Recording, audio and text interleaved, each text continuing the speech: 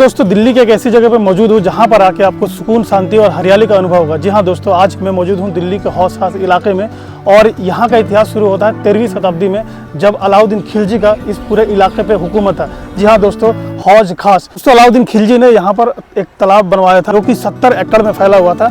जी हाँ दोस्तों, अपने इलाके में पानी की पूर्ति के लिए इस तालाब को बनवाया था अलाउद्दीन खिलजी ने। जो जैसा कि आप मेरे पीछे एक इमारत देखेंगे, इसे मुंडा गुंबद कहा जाता है। आप देखेंगे तो ये ऊपर से जो है वो ढह चुका है। एक्चुअली ये 2 मंजिल का इमारत था, लेकिन अभी आपको ये 1 मंजिल का इमारत दिखाई दे रहा होगा। बताया था कि ये इमारत जो है इस तालाब के बीचों बीच में मौजूद था। ये वो जगह है जहाँ पर तैमूर लंग ने अपने खेमे डाले थे जब उसने दिल्ली पर आक्रमण किया था 1398 में। तो ये पूरा इतिहास हम जानेंगे इस जगह के बारे में, अलाउद्दीन खिलजी के बारे में और तैमूर लंग के बारे में। तो आप वीडियो के अंत तक बने रहना। हिस्सा देख रहे हैं आप, ये पार्क का हिस्सा है, लेकिन ये पहले तालाब था जो आप देख सकते हैं। सामने आपको थोड़ा हिस्सा वो दिखाई दे रहा होगा तालाब का, और इसी तालाब के बीचों बीच में ये मौजूद था जिसे मुंडा गुंबद के नाम से जानते हैं।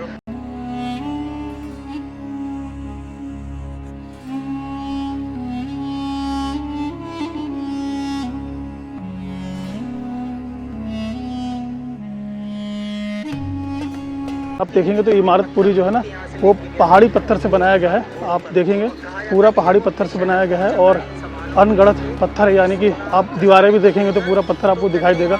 कोई भी प्लास्टर, कोई भी नक्काशी नहीं इस पे इमारत में। और ये यहाँ से आप अंदर जाएंगे तो आपको 4 गेट दिखाई देगा, बीच में एक गुंबद दिखाई देगा।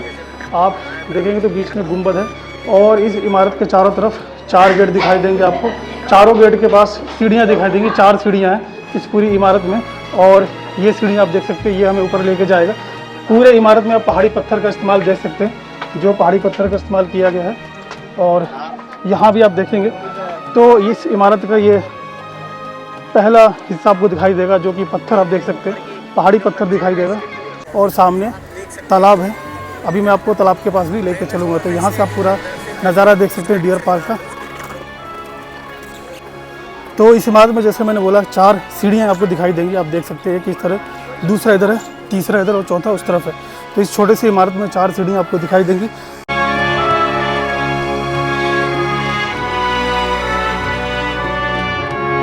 यहाँ से देख सकते हैं वो ऐतिहासिक तालाब आप देख सकते हैं। यहाँ पर बत्तखें भी तैर रही हैं और आप देख सकते हैं यहाँ पे फव्वारे भी कुछ चल रहे हैं। सामने आप देखेंगे ना, ये मदरसा आपको दिखाई देगा सामने, जो फिरोज शाह तुगलक ने बनवाया था अपने ज़माने में।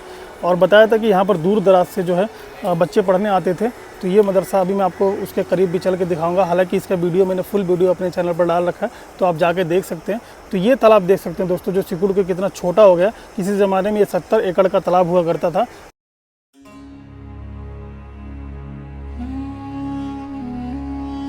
दोस्तों, अब मैं आपको मदरसा दिखाता हूँ। आप देख सकते हैं यहाँ पर जो ये दीवार आपको दिख रही है वो मदरसे का हिस्सा है, और इसके ऊपर जाने के लिए आपको टिकट पे करना रहेगा, यानी इसका दूसरी तरफ से रास्ता है।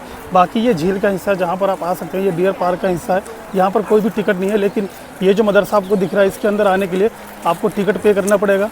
और सामने आप देखेंगे तो ये वो मदरसा है जिसे फिरोज शाह तुगलक ने बनवाया था। जैसा आप देख सकते हैं ये वो मदरसा है। इस मदरसे का वीडियो ऑलरेडी मैंने अपने चैनल पर डाल रखा है। इसके अंदर का पूरा हिस्सा दिखा रखा है मैंने। सामने जो आपको गुंबद दिखाई दे रहा है ना, वो गुंबद फिरोज शाह तुगलक का मकबरे का गुंबद आपको दिखाई दे रहा है। और ये बैक साइड का एरिया देख सकते हैं आप मदरसे का, सामने भी आपको दिखाई देगा पूरा खंडहर। तो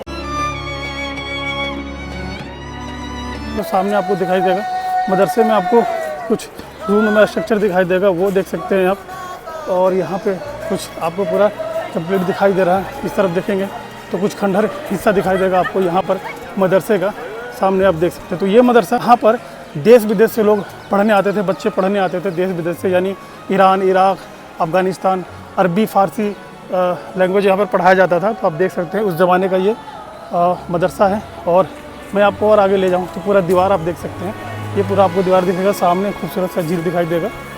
तो ये मैं आपको थोड़ा बैक साइड का एरिया दिखा देता हूँ। यहाँ इस तरफ देख सकते हैं।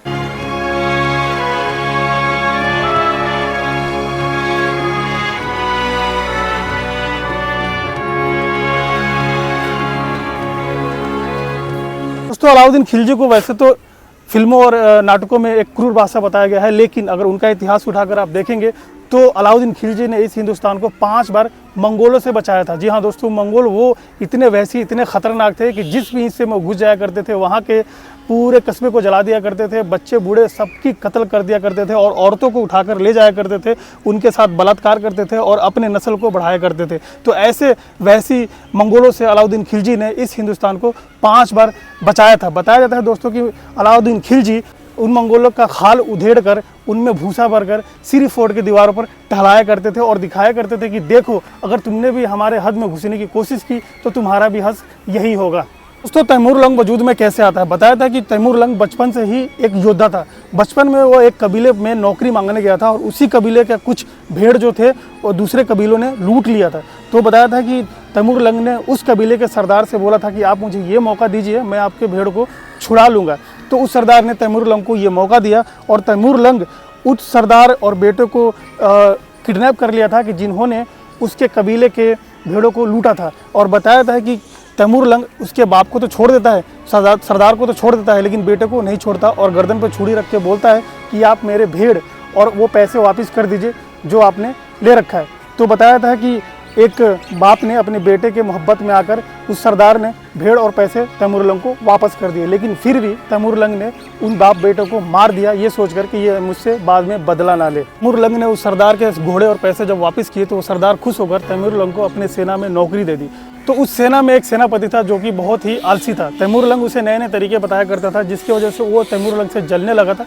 फिर बाद में तैमूर लंग ने उसे भी कत्ल कर दिया और जो भी सेना थे तैमूर लंग के साथ आ गए। बताया था दोस्तों कि जो जिस सरदार ने उसे नौकरी दिया था उसका कोई भी औलाद नहीं था, तो उस सरदार ने तैमूर लंग को अपने पूरा विरासत दे दिया। इस वजह से तैमूर लंग वजूद में आया और फिर उसके बाद जो तैमूर लंग ने पूरे अलग अलग इलाके पे कब्जा करना स्टार्ट कर दिया। बाद में दिल्ली पर 1398 में आक्रमण किया। दोस्तों, तैमूर लंग ने जब दिल्ली पर हमला किया था तो उसने इतना खून खराबा किया था कि दिल्ली के हर गलियों से रोने और चीखने की आवाज़ें आती थी। और बताया था कि तैमूर लंग इतने सोने यहाँ से लूट कर लेकर गया था, यानी 2000 घोड़े पर वो यहाँ से सोने और असरफिया लूट कर लेकर गया था। और बताया था कि जब वो अपने वहाँ जब इस सारे खजानों को लूट कर लेकर गया था तो वहाँ इन खजानों को जो कीमत थी ना वो बहुत ही कम हो गई। तो आप सोच सकते हैं कि कितनी ज़्यादा मात्रा में वो सोने और असरफियों को लूट कर ले गया था। तो तैमूर लंग ने इतनी दहशत मचाई थी दिल्ली में कि आप सोच सकते हैं कि 1414 तक, यानी कि 1398 से लेकर 1414 तक 16 साल तक किसी ने भी हिम्मत नहीं करी दिल्ली की गद्दी पर बैठने की। लेकिन बाद में सैयद वंश ने हिम्मत जुटाकर दिल्ली की गद्दी पर बैठे और फिर दिल्ली पर हुकूमत शुरू कर दी।